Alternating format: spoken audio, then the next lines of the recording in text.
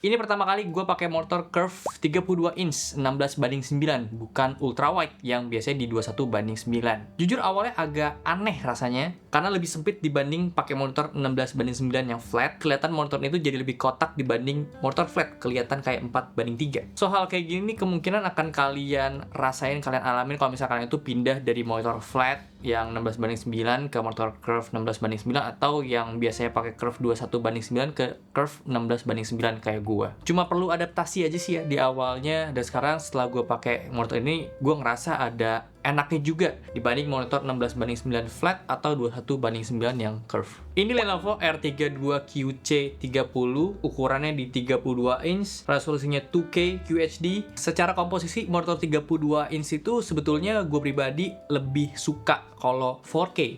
2K itu gue cocoknya di 27 inch ya, karena lebih sweet spot aja.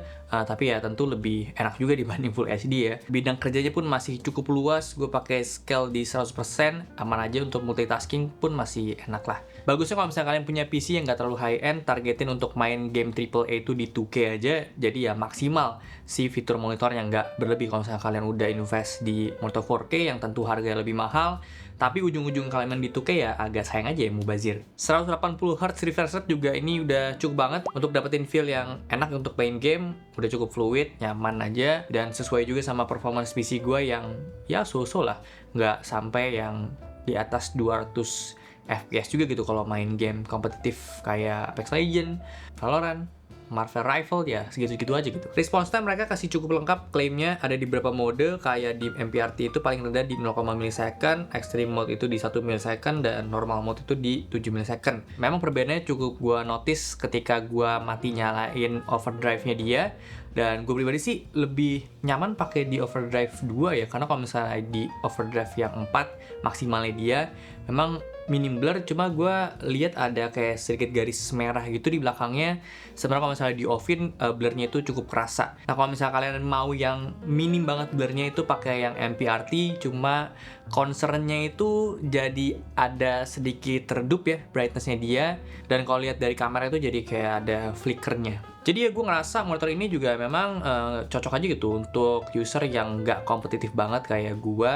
Pakai overdrive di 2 aja udah so-so lah, udah aman aja, nggak perlu yang kayak pakai MPRT gitu gue pribadi untuk pakai ya. Dan kalau dilihat dari ukurannya memang 32 inch, kebanyakan player-player kompetitif FPS itu ngerasa kegedean ya, mereka tuh cocok pakai di 24 inch. Terus ini juga model yang curve, memang cocoknya tuh untuk main game-game casual. Curve-nya ini di 1500R, kasih pandangan yang lebih natural dibanding 1000R ya tentunya. Dan ini dia poin yang gue ngerasa tuh malah gue lebih nyaman ya setelah pakai di monitor ini dibanding monitor curve yang 21:9. 16:9 curve itu gue ngerasa kanan kirinya jadi nggak terlalu effort untuk ngelihat lebih lebar ya, dan ternyata kerjaan gue untuk multitasking pun sebenarnya cukup aja pakai monitor 16:9 32 inch kayak gini, walaupun di 21:9 makin lebar. Kalau buat kalian yang kerjaan itu multitaskingnya ekstrim banget, akan jauh lebih kepake. Dan untuk kebutuhan main game kayak game FPS, rata-rata player itu lebih suka di 16:9 aja. Terus untuk main game casual emang 16:9 curve itu lebih imersif tentunya dibanding yang 16:9 flat.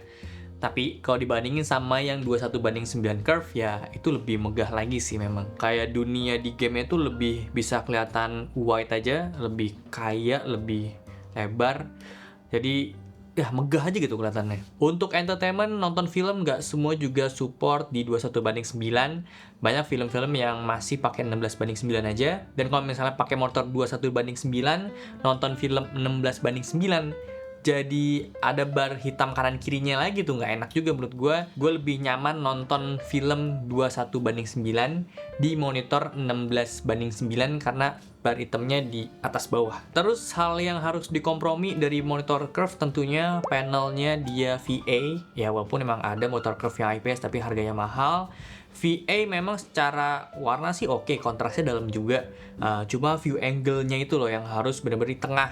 Kalau kita lihat dari kanan kiri sedikit aja udah shifting kayak warna itu pudar. Untuk warna kita dapat gamut di 96,2% sRGB, 81,3% Adobe RGB, dan 81% DCI-P3. Settingan defaultnya dia untuk akurasi warna kita dapat di 2,6 delta I, dan untuk warna putih itu di 2,67 delta I. Ada beberapa preset yang mereka sediain tapi nggak banyak ya. Cukup aja dan efisien menurut gue, nggak ada gimmick-gimmick preset lainnya. Gue langsung pakai yang sRGB aja. sRGB itu dapat di warna rata-rata 1,6 delta I dan putihnya dia di 2,59 delta I. Ada preset P3-nya juga nggak terlalu oke sih hasilnya, ada di 3,43 delta I untuk rata-rata warnanya, dan untuk warna putihnya di 9,68 delta I. Kalau dilihat dari datanya memang warna putihnya dia itu rata-rata ada di sekitaran angka 2,5 atau 2,5 lebih. Untuk treatment si putihnya ini biar lebih putih itu kita bisa dikalibrasi, kita apply ICC profile-nya, settingan untuk usernya kalian bisa lihat kayak gini RGB-nya, target brightness-nya di 200 nits, dan hasilnya itu kita dapetin warna putih yang lebih akurat di 0,95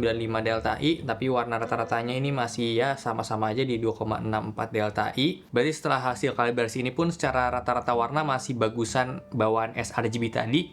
Jadi kita coba untuk kalibrasi di sRGB-nya, nggak terlalu ngebantu untuk rata-rata warna, tapi putihnya ini jadi sedikit lebih bener lah di 2,3an delta I. Secara segmen memang ini diperuntukkan monitor gaming ya, seri Legion juga, jadi bukan kayak seri L-nya mereka yang kebanyakan seri L itu warnanya mana lebih oke secara sRGB-nya mereka. Secara desain memang kelihatan ini gaming banget, aksen-aksen gamingnya ada, terus kakinya juga secara bawaan kokoh, gede banget, ergonomik juga. Cuma kendalanya kalau di meja ini karena ada dash shelf, kakinya itu kegedean, jadi berlebih gitu ya, memakan space juga. Jadi saran gue kalau misalnya kalian mau pakai si kakinya untuk dapetin bikin tema setup yang gaming banget, ya nggak usah pakai dash shelf lagi karena udah fully ergonomik.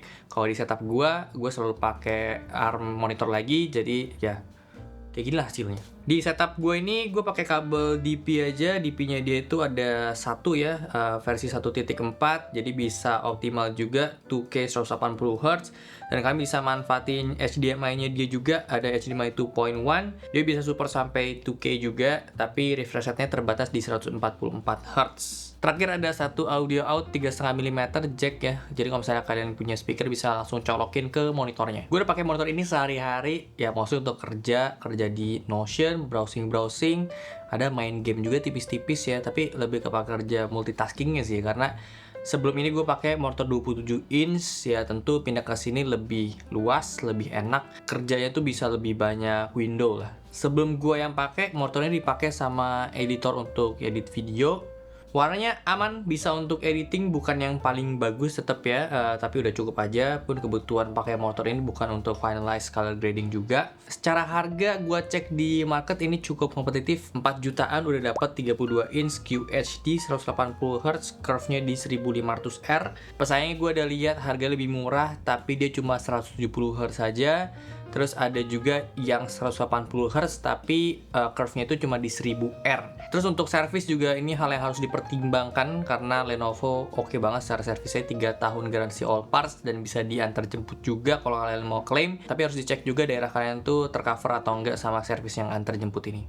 ICC profile dan data warna gue udah taruh, kalian bisa cek aja di database, linknya itu ada di description box, kalian juga sama link belinya. Jadi Lenovo R32 QC30 ini cocok buat kalian yang memang pengen punya monitor curve tapi nggak mau rasio yang 21:9, mau yang standar-standar aja di 16:9, nggak perlu repot juga setting-setting game-game yang biasa kalian mainin di 16:9. Tetap nyaman dipakai untuk aktivitas sehari-hari juga, buat main game AAA, nonton film, kerja multitasking. Motornya juga bisa kasih pengalaman visual yang lebih imersif. Terus kalau misalnya PC kalian emang yang nggak terlalu high-end, resolusi 2K ukuran 32 inch ini juga pas banget, nggak terlalu berat untuk main game-game yang AAA, tapi tetap tajam gambarnya. Jadi sekiranya kebutuhan kalian tuh mirip-mirip ya sama apa yang udah gue jabarin tadi, ya boleh consider sama monitor kayak gini lah. So segitu aja untuk video kali ini. Thank you banget udah nonton. Kalau suka boleh like, share, dan subscribe. Gue sampai jumpa di video selanjutnya. Terima kasih.